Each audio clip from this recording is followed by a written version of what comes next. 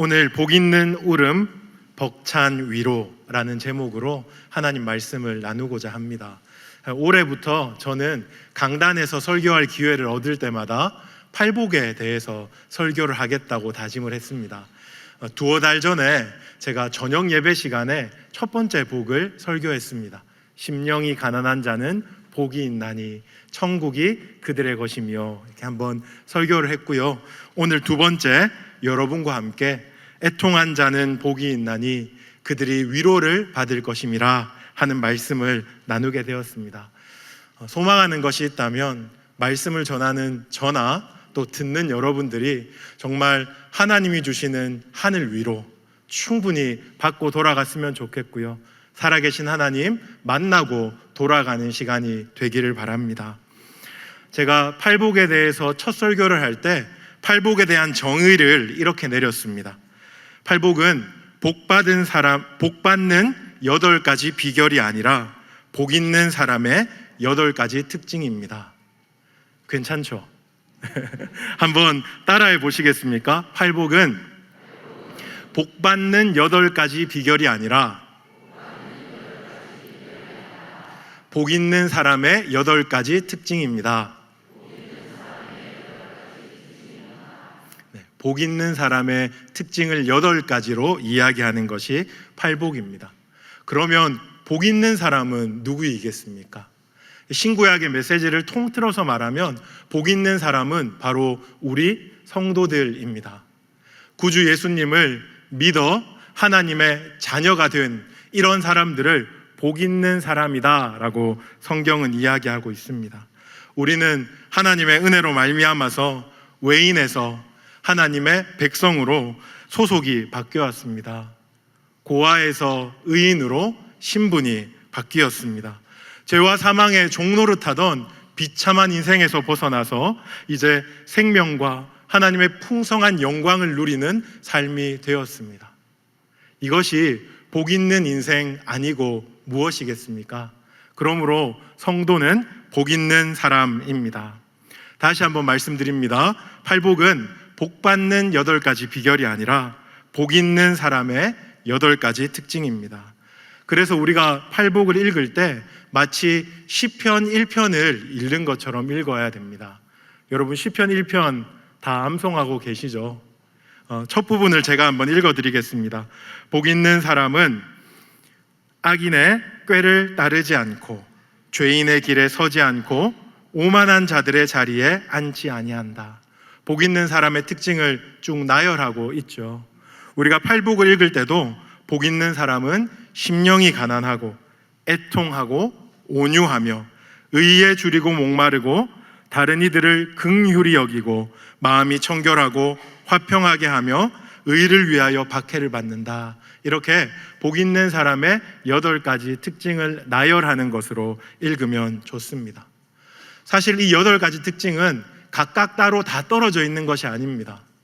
꽤 논리적으로 연결되어 있거든요. 여러분 화종부 목사님이 쓰신 산상설교라는 책 한번 읽어보셨습니까? 거기 보면 8가지 복에 대해서 논리적으로 어떻게 연결되어 있는지를 잘 말씀해주고 있습니다. 저는 내공이 부족해서 그것은 여러분들이 책으로 한번 읽어보시고, 오늘은 두 번째 복인 애통하는 자의 복에 같이 한번 집중해 보려고 합니다. 다시 한번 성경을 보십시오. 오늘 봉독할 때 되게 짧아서 여러분 좋았죠? 마태복음 5장 4절 제가 다시 한번 읽어보겠습니다. 애통하는 자는 복이 있나니 그들이 위로를 받을 것이며. 복 있는 사람의 두 번째 특징은 바로 애통하는 것입니다. 여러분 애통이 무엇입니까? 애통은 말 그대로 우는 것입니다.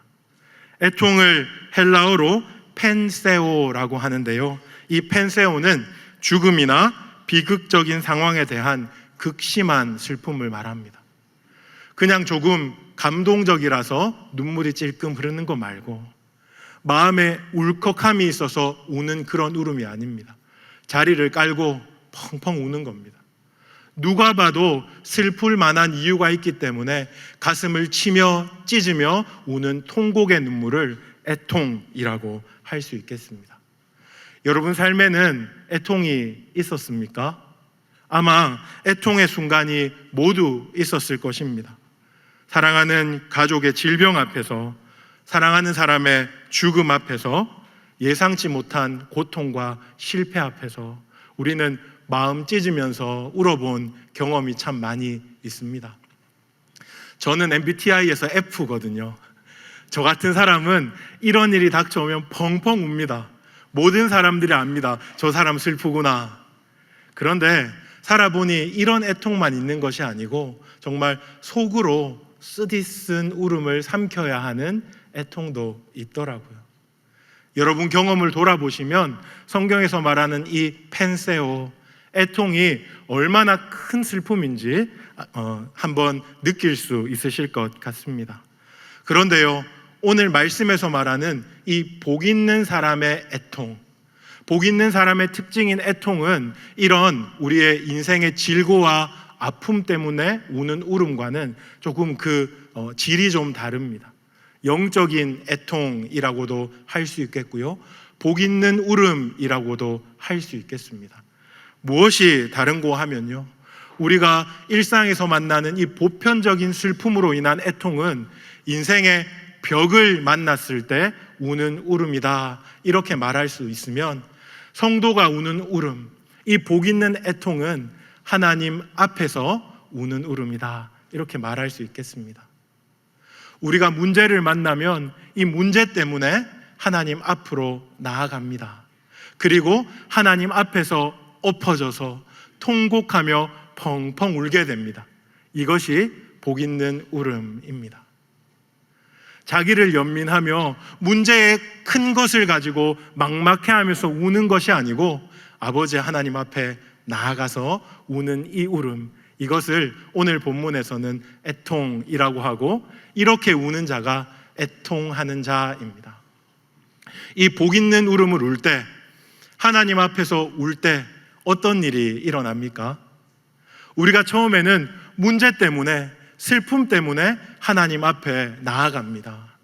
그 앞에서 울다 보면 참 놀라운 일이 생기는데요, 사실은 내가 당한 이 극심한 문제가 아니고 내가 문제구나 하는 것을 발견하게 되는 그런 타이밍이 오게 됩니다.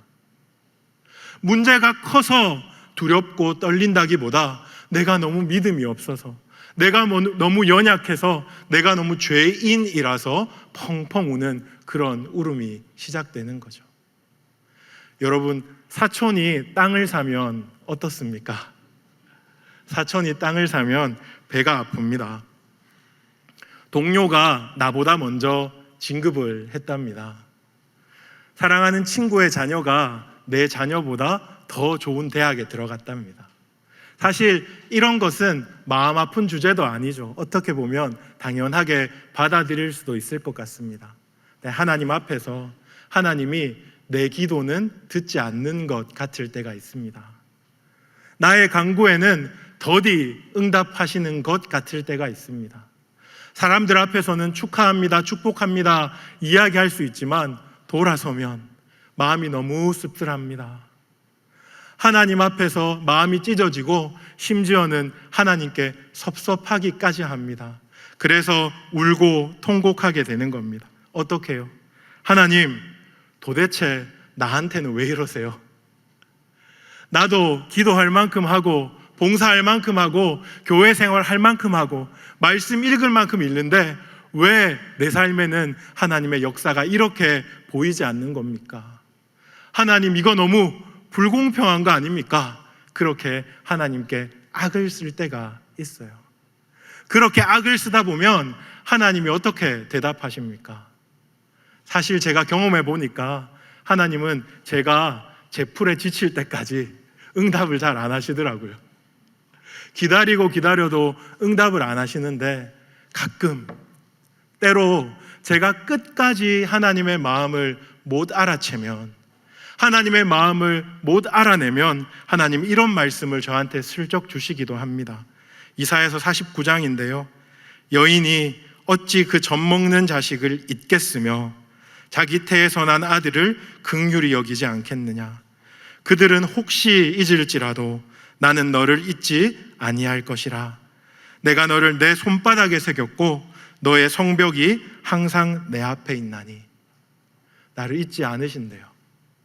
나를 손바닥에 새겼대요.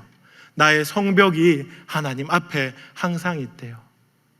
이런 말씀을 들으면 그제서야 깨달음이 옵니다. 아, 하나님, 내가 정말 믿음이 없군요. 하나님을 잘 믿는다고 하면서도 이렇게 하나님의 능력과 하나님 사랑에 대해서 무시하군요. 하나님, 이렇게 내가 인내력이 없군요. 하나님, 이렇게 내가 죄인이군요 하고 하나님 앞에서 정말로 엎어져 진짜 애통을 하게 되는 거죠. 하나님, 이렇게 비참하고 이렇게 죄인이며 이렇게 인내가 없고 이렇게 부족한 나 하나님 불쌍히 여겨주십시오 하고 진짜 애통이 시작되는 겁니다. 여러분, 이렇게 하나님 앞에서 울어보신 적이 있습니까? 사촌이 땅을 사서 우는 것 말고, 하나님에 대해서 오해가 깊어져서 우는 것 말고, 정말 하나님 앞에서 내가 완전히 죄인임을 깨닫고 비통하고 비참하여서 하나님 앞에서 우는 그런 울음을 여러분 울어보신 적이 있습니까? 그런 울음을 울다 보면 우리는 알게 됩니다. 내 삶에서 만나는 많은 문제들이 하나님의 사랑 없음과 무능함을 보여주는 증거가 아니라 이토록 조급하고 이토록 연약하고 이토록 완악하고 이토록 하나님 앞에서 무지하고 무능한 나를 비추는 거울이구나 하는 것을 깨닫게 됩니다. 그리고 많이 울게 되는 거죠. 여러분, 이런 눈물을 울어보신 적이 있습니까? 사실은 이렇게 여러분에게 묻는 이유가 있습니다. 오래 믿은 사람이나 짧게 믿은 사람이나 직분자나 초신자나 이런 자기를 깨뜨리는 애통이 너무너무 어렵기 때문에 그렇습니다. 우리는요, 자기중심적이고 이기적인 죄인들입니다. 자기 연민에 빠져서 우는 울음은 잘 울어요. 남을 탓하면서 분노하는 눈물은 참 익숙합니다. 그런데요, 정말로 하나님 앞에서 나를 깊이 들여다보고 나를 깨뜨리고 회개하며 우는 눈물은 참 어렵습니다. 너무나 어려운 주제입니다. 그런데 여러분, 그럼에도 불구하고 포기하시면 안 됩니다. 하나님은 우리를 애통하는 자리로 부르고 계시기 때문에 그렇습니다. 마음을 딱 먹고 하나님 앞에 나아가서 이렇게 기도해야 됩니다. 하나님, 하나님의 선하심을 알고 나의 악함을 알게 하여 주십시오. 하나님, 하나님의 크심을 알고 나의 작음을 알게 하여 주십시오. 하나님의 완전하심을 알고 나의 허술함을 알게 하여 주십시오. 그래서 하나님 앞에 얼마나 내가 무능한 자인지, 얼마나 내가 연약한 자인지 깨닫게 해 주십시오. 그래서 그 앞에서 그렇게 통곡할 수 있도록 도와주십시오 하고 하나님 앞에 이 애통의 눈물을 구해야 합니다. 어떤 분은 이렇게 저한테 물어볼 수 있을 것 같아요. 왜 그렇게까지 울어야 됩니까? 안 울면 안 됩니까? 그렇게 울음을 간구하면서까지 울어야 됩니까? 이렇게 물으면 저는 화종부 목사님 버전으로 이렇게 대답해 드릴게요. 안 됩니다. 울어야 됩니다. 여러분 너무 긴장하시는 것 같아서 정신과 상담을 받아보면 이런 말들을 주로 합니다. 울어야 할 때 울 줄 아는 것이 건강한 것이다. 정말 울어야 하는데 눈물이 나지 않으면 그것은 심각한 우울증의 증세라고 합니다. 근데 영적인 측면에서도 마찬가지입니다. 나 자신의 죄인됨을 보고 울지 못하는 이유는요, 영적으로 질병이 들었기 때문에 그렇습니다.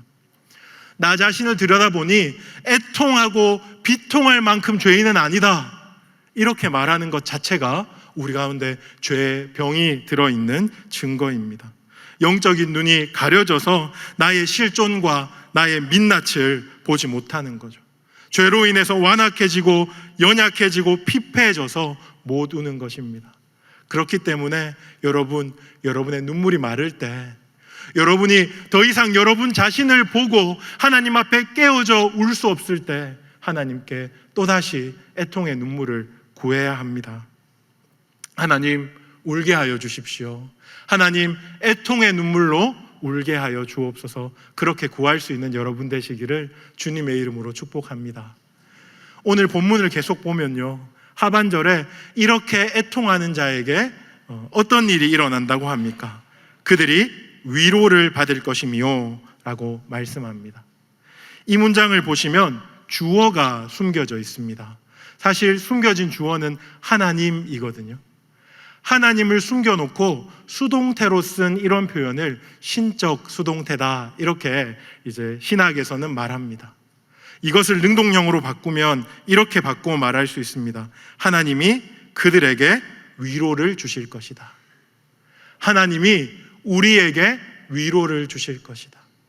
애통하고 자기를 깨뜨려 울고 자신의 실종과 민낯을 하나님 앞에 낱낱이 고백하며 우는 자들이 하나님의 위로를 받는다고 오늘 본문은 이야기하고 있습니다. 이제 남은 시간 동안 저는 이 하나님의 위로가 어떤 것인지 여러분들과 함께 좀 나누기 원합니다. 첫 번째, 하나님의 위로는 공감입니다. 저를 한번 따라해 주시겠습니까? 하나님의 위로는 공감입니다. 우리가 나 자신의 한계, 연약함 때문에 처절하게 울 때 있잖아요. 그때 하나님께서 우리의 슬픔에 공감해 주신다고 합니다. 잘하고 싶은데 잘 되지 않고 어찌할 수 없는 죄인의 비참함을 경험하고 울 때, 그렇게 애통할 때 하나님은 우리의 슬픔에 공감해 주십니다. 제가 공감이라고 여러분에게 말씀드렸는데 우리가 편하고 익숙한 표현이기 때문에 공감이라고 말씀드렸지만 더 성경적인 표현은 체휼입니다. 체휼. 영어로는 compassion이라고 하는데 이것을 뜯어보면 고통을 함께 한다라는 말입니다. 주님이 우리의 슬픔과 우리의 아픔과 우리의 문제를 이미 다 경험하셨기 때문에 우리를 아파하면서 긍휼히 여기며 불쌍히 여겨주신다 하는 것이 바로 체휼입니다. 이사야는 이렇게 체휼하시는 주님에 대해서 이렇게 말합니다. 그는 멸시를 받아 사람들에게 버림받았으며 간고를 많이 겪었으며 질고를 아는 자라. 주님은 우리처럼 고통당하시고 질고를 아는 자로서 우리의 마음 깊숙한 곳까지 아시는 분, 그렇게 공감하시며 우리를 위로하시는 분이십니다. 여러분도 친한 동기들이 있으시죠? 저도 교회에 동기가 2명 있습니다. 2022년도에 교회에 왔는데 22년도에 같이 온 동기가 있는데 지난 주일 2분이 설교를 했습니다. 임대진 목사님, 안성준 목사님. 동기는 정말 끈끈하잖아요, 서로. 왜냐하면 같은 시간을, 같은 경험을 함께 공유할 수 있기 때문입니다. 세상에 많은 동기들이 있습니다. 고등학교 동기, 대학교 동기, 군대 동기, 뉴스에 많이 나오는 사법연수원 동기, 이런 동기들도 있죠. 그런데 요즘에는 가장 핫한 동기가 바로 산후조리원 동기라고 해요. 그렇게 들어보니까 정말 맞겠다 이런 생각이 드는데 고통을 함께 했잖아요. 그렇죠? 어떤 고통인지 서로 너무 잘 알아요. 그리고 이제 이 아이를 잘 키워야 되는데 앞으로 닥칠 어려움들을 공유할 수 있는 그런 끈끈한 동기입니다. 그런데 여러분, 세상에 있는 동기들이 내가 네 마음을 안다, 내가 아니면 네 마음을 어떻게 알겠어 라고 말하지만 그들이 공감할 수 있는 부분은 극히 일부분입니다. 내 마음을 안다고 하지만 사실은 다 모르죠. 그래서 우리가 친구를 만나도, 심지어 가족을 만나도 외로울 때가 있어요. 내 마음을 다 알아주지 않는 것 같아서 쓸쓸할 때가 있습니다. 하지만 사랑하는 여러분, 우리 주님은 체휼하시는 주님입니다. 공감하시는 주님입니다. 여러분들을 다 알고 여러분의 슬픔을 우리보다 더 잘 아시는 분이 우리 주님입니다. 그런 위로로 위로하시는 주님, 그 위로를 여러분들 받고 싶지 않으세요? 애통하는 자에게 이런 위로를 주신다 합니다. 고2 때 예수님을 인격적으로 만났습니다. 청년 때 정말 몸부림치며 씨름하며 살았어요. 죄 짓지 않으려고. 청년의 정욕이 얼마나 강합니까? 세상의 유혹이 얼마나 큽니까? 정말 씨름하면서 살았지만 번번이 쓰러지더라고요. 번번이 쓰러지고 번번이 깨질 때마다 제 모교회에 제가 기도하는 기도실이 있어요. 그 기도실에 거의 기다시피 들어가서 하나님께 고개를 푹 숙이고, 하나님 또 졌습니다, 또 실패했습니다, 그러고 기도를 시작합니다. 한참 기도하다 보면 마음에 이렇게 찬양이 하나 이렇게 올라와요. 기도원에서 권사님들한테 배운 찬양인데요. 아시지요 아시지요 아시지요 주님, 이런 찬양이에요. 20대가 이런 찬양을 골방에서, 기도 골방에서 부르는 겁니다. 그런데요, 참 놀랍게도 이런 찬양을 부를 때 우리 주님이 제 곁에 와서 딱 앉아 계세요. 그리고 꼭 이렇게 말씀하시는 것 같아요. 진기야, 내가 다 알지. 네가 내 뜻대로 살려고 그렇게 몸부림치고 그렇게 하나님을 기쁘게 하려고 그렇게 애쓰는 거 내가 다 안다. 그렇게 자주 많이 말씀해 주시는 것 경험했습니다. 그 공감의 힘으로, 그 체율의 힘으로 진짜 엎치락 뒤치락한 20대였지만, 정말로 굴곡이 많은 시간이었지만 하나님 딱 붙들고 지나올 수 있었던 것 같아요. 주 안에서 사랑하는 여러분, 우리 주님이 여러분을 알고 계세요. 그것으로 여러분 위로를 삼으실 수 있기를 바랍니다. 그런가 하면 두 번째로요, 하나님의 위로는 동행입니다. 한 번 더 따라해 주시겠습니까? 하나님의 위로는 동행입니다. 하나님의 위로는 놀랍게도 공감하는 것에 머무르지 않고 우리와 동행하시는 데까지, 우리와 함께 걸어가 주시는 데까지 나아갑니다. 어떤 사람은 이렇게 생각하더라고요. 예수님께서 이 땅에서 고난 보셨으니, 십자가에 죽으셨으니 부활하고 승천하신 다음에는 하나님 우편에서 좀 편안하게 쉬고 계시겠구나, 이렇게 생각하는 사람들이 있어요. 그런데 너무 죄송하지만 하나님은 아직 전역을 못 하셨어요. 제대를 못 하셨습니다. 은퇴를 못 하셨어요. 여전히 우리와 함께 삶이라는 전쟁터에 오셔서 동행하고 계십니다. 어떠한 모습으로 동행하고 계십니까? 성령으로 오셔서 우리 삶에 함께 걸어가 주시며 동행하고 계십니다. 위로라는 말이요, 헬라어로 파라클레오입니다. 파라클레오. 그런데 성령님의 다른 이름인 보혜사 있잖아요. 보혜사는 헬라어로 파라클레토스입니다. 비슷하죠. 위로는 파라클레오, 보혜사는 파라클레토스입니다. 왜 이게 두 개 비슷하냐 하면 어원이 같기 때문에 그렇습니다. 그러므로 우리는 보혜사 하나님을 생각할 때 그 안에 위로라는 의미를 강력하게 떠올려야 합니다. 실제로 영어 성경의 보혜사는 컴포터, 위로자로 번역되어 있습니다. 성령님은 우리 곁에 친히 오셔서 우리의 신음을 들으시고 우리를 위해 탄식하고 기도하시면서 우리를 위로하시는 파라클레토스, 보혜사가 되십니다. 예수님을 향하여 달려갔던, 치열하게 살았던 사도 바울이 어떻게 이야기했냐면요, 로마서에 이 성령님은 나를 고아처럼 버려두지 않으신다, 그렇게 얘기했어요. 그리고 노년의 디모데 후서에서는 이렇게 고백했습니다. 주께서 지금도 내 곁에 서서 나에게 힘을 주고 계심으로 사자의 입에서 건짐을 받았노라. 이것이 사도 바울이 성령님이 동행하심을 경험했던 그런 고백입니다. 주님은 애통하는 자, 그들과 함께 하시며 그들의 눈에 있는 눈물을 닦아주십니다. 마지막 하나만 더 볼게요. 하나님의 위로는 완전한 기쁨입니다. 이것도 따라해 주셔야겠죠. 하나님의 위로는 완전한 기쁨입니다. 감사합니다.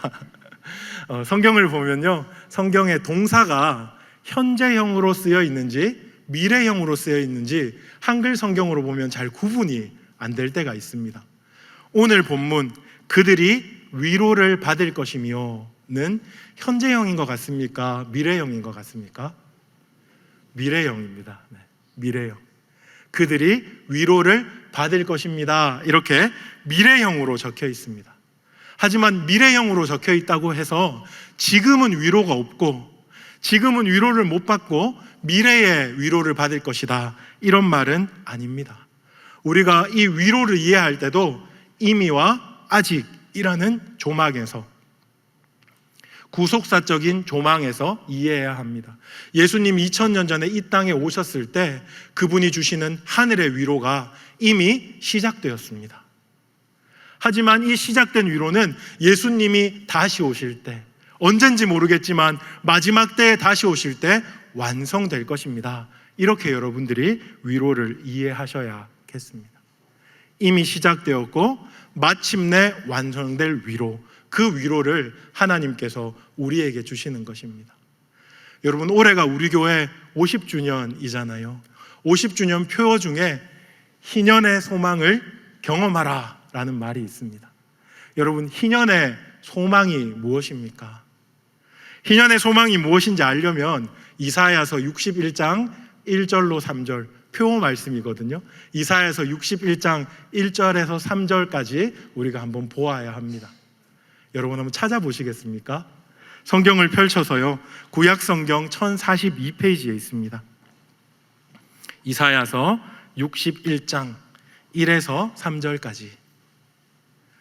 저는 올해가 다 가기 전에 이 1에서 3절을 암송하고 싶어요. 어느 정도 외웠는데 다는 기억이 안 나더라고요. 여러분도 한번 암송해 보셨으면 좋겠습니다. 1에서 3절까지를 다 읽지 않고 2절로 3절까지 우리가 한 목소리로 같이 한번 읽어볼게요. 시작. 여호와의 은혜의 해와 우리 하나님의 보복의 날을 선포하여 모든 슬픈 자를 위로하되 무릇 시온에서 슬퍼하는 자에게 화관을 주어 그 죄를 대신하며 기쁨의 기름으로 그 슬픔을 대신하며 찬송의 옷으로 그 근심을 대신하고 그들이 의의 나무 곧 여호와께서 심으신 그 영광을 나타낼 자라 일컬음을 받게 하려 하심이라. 우리가 읽은 이 말씀의 핵심이 무엇입니까? 희년이 되면요, 슬픔으로 인해서 우는 자들, 애곡과 애통으로 인해서 베옷을 입고 잿더미 위에 앉아서 펑펑 우는 자들에게 기쁨을 주시겠다 하는 것이 희년의 소망입니다. 애통하는 자들을 위로하겠다 하는 것이 희년의 소망이라는 말씀입니다. 이 일이 언제 이루어졌습니까? 누가복음 4장에 예수님이 땅에 계실 때 안식일 날 유대인의 회당에 들어갔습니다. 그리고 두루마리를 쭉 펼쳐서 우리가 방금 읽었던 이사야 61장 앞부분을 읽으십니다. 그리고 어떤 말씀을 하셨냐 하면 이 글이 오늘 너희 귀에 응하였다, 이렇게 말씀하셨어요. 무슨 말입니까? 우리 주님 오심으로 이 희년의 약속이 시작되었다, 이 희년의 말씀이 성취되었다라는 것을 우리 가운데 말씀해주고 있는 것입니다. 그렇기 때문에 우리 성도는 이미 하나님이 주시는 이 하늘 위로를 누리고 살아가는 겁니다. 하나님의 공감하심을 경험하고 하나님의 동행하심을 경험하면서 살 수 있게 되는 거죠. 세상은 죄악의 어둠으로 많이 드리워져 있지만 우리는 빛 대신 주님을 따라 살면서 자주 많이 하나님의 위로를 경험하며 살아갈 수 있게 되는 겁니다. 그런데 사랑하는 여러분, 이게 다가 아닙니다. 제가 말씀드렸던 것처럼 예수 이 땅에 오셨을 때 이미 시작되었는데 그분이 다시 오실 때 완성될 완전한 위로가 남았습니다. 그 완전한 위로에 대해서 제가 엿볼 수 있는 말씀을 하나 읽어드리겠습니다. 요한계시록 21장 4절, 요한계시록 21장 4절인데요, 모든 눈물을 그 눈에서 닦아주시니 다시는 사망이 없고 애통하는 것이나 곡하는 것이나 아픈 것이 다시 있지 아니하리니 처음 것들이 다 지나갔음이로라. 우리 주님 다시 오시면, 우리 주님 다시 오시는 마지막 때가 되면 우리 눈에 있는, 애통하는 자들의 눈에 있는 모든 눈물을 닦아주신대요. 슬픔이 끝나고 완전한 기쁨이 시작된다, 이렇게 우리에게 약속하고 있습니다. 주 안에서 사랑하는 여러분, 이러한 완전한 기쁨을 누리고 싶지 않으십니까? 이 완전한 기쁨은 애통하는 자에게 허락되어 있습니다. 자신의 연약함, 자신의 비참함을 붙들고 씨름하며 우는 자들이 하나님의 공감하심을, 하나님의 동행하심을, 이 주시는 완전한 기쁨을 누리면서 살 수 있다, 오늘 말씀에서 우리에게 말씀하고 계신 겁니다. 이제 말씀을 좀 마무리하겠습니다.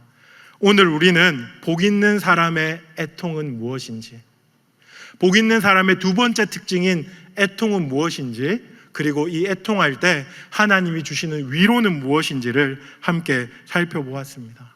복 있는 사람의 애통은요, 다른 사람 때문에, 현실의 문제 때문에, 아픔 때문에 우는 것, 그 자리에서 기어코 하나님 앞에까지 나아가서 자신의 연약함과 자신의 완악함과 자신의 죄인됨의 비참함을 보며 우는 울음이 복 있는 사람의 애통입니다. 그때 하나님의 위로는 공감입니다. 하나님의 위로는 동행입니다. 하나님의 위로는 완전한 기쁨입니다. 공감과 동행과 완전한 기쁨을 주실 것입니다. 여러분, 그것을 믿고 하나님 앞에서 좀 많이 우십시오. 눈물이 너무 말라버린 우리의 모습을 아파하며 애통하며 하나님 앞에서 좀 많이 울었으면 좋겠습니다. 내 연약함이 드러날까? 나의 죄인됨이 드러날까? 나의 완고함이 드러날까? 울지 않는 것 말고 정말 하나님 앞에 나아가서 어린아이와 같이 울며 하나님의 은혜를 구하시면 좋겠습니다. 세상을 보면요, 너무 낭비되는 눈물이 많은 것 같아요. 30초도 안 되는 쇼츠를 보면서 울컥울컥 합니다. 유튜브를 보면서 헛된 눈물을 흘려요. 분노하면서 울고, 남 탓하며 울고, 자기 연민하며 울고요. 술 먹고 울고, 약 먹고 웁니다. 왜 이렇게 우는 거 들여다보니 이렇게 울지 않으면 살아갈 수 없을 만큼 세상이 메말라지기 때문에 그렇습니다. 하지만 성도의 애통은 이런 자리에서 머무르면 안 됩니다. 성도의 애통은 자기를 깨뜨리는 울음으로 울 줄 알아야 합니다. 자기를 깨뜨리는 울음을 울어야 우리 신앙에 성장과 성숙이 있습니다. 여러분, 내 신앙이 왜 이렇게 답보 상태지? 왜 이렇게 나는 믿음이 안 자라지? 울지 않기 때문에. 여러분, 자기를 깨뜨리면서 울어야 다른 사람을 품어내고 다른 사람을 사랑할 수 있습니다. 이렇게 울지 않으면요, 비난하고 비방하고 탓하고 손가락질 할 수밖에 없는 그 메마른 마음 상태가 되는 것입니다. 여러분, 하나님 앞에서 많이 우십시오. 누구 앞에서 울겠습니까? 우리가 하나님 앞에 나오셔서 많이 울 때 우리의 마음을 만지시고 위로하시는 하나님의 은혜를 많이 경험할 것입니다. 하나님은 우리를 이 애통의 잿더미 위에 그냥 내버려 두시지 않으십니다. 위로의 은혜를 주시는데요, 그 위로의 은혜를 우리는 징검다리 삼아서 하나님 앞으로 더 가까이 나아가고, 하나님을 인격적으로 만나는 자리로 더 가까이 나아가고, 하나님 사랑을 보고 만지는 자리로 더 가까이 나아가고, 이 땅에 살지만 천국을 경험하는 자리로 더 가까이 나아가게 될 줄로 믿습니다. 이렇게 애통하며 하나님의 위로를 사모하는 모든 자들에게 하나님 주시는 말할 수 없는 축복이 가득하기를 주님의 이름으로 축복합니다.